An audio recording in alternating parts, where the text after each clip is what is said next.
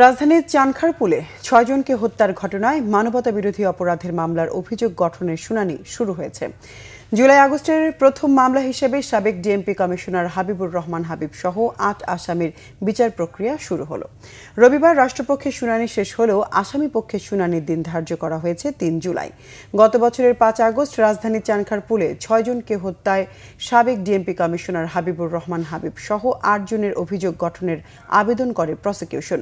শুনানিতে বলা হয়, সে সময় ডিএমপি কমিশনার সহ ঊর্ধ্বতন আসামিদের নির্দেশে চানখারপুলে ৬ জনকে গুলি করে হত্যা করা হয়। এদিন পলাতক ৪ আসামির পক্ষে রাষ্ট্রনিযুক্ত আইনজীবী এবং গ্রেফতার ৪ জনের মধ্যে ২ জনের পক্ষে তাদের আইনজীবী মামলা থেকে অব্যাহতি চেয়ে আবেদন করেন।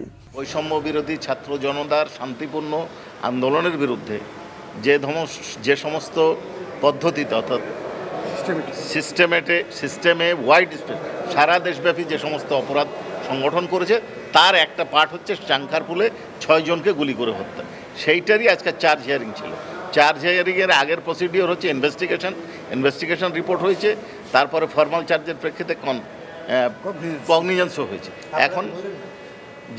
এখন আজকে চার্জ হিয়ারিং শুরু হলো। চার্জ যদি তাদের বিরুদ্ধে অনারেবল ট্রাইব্যুনাল ফ্রেম করেন তখন বিচার শুরু।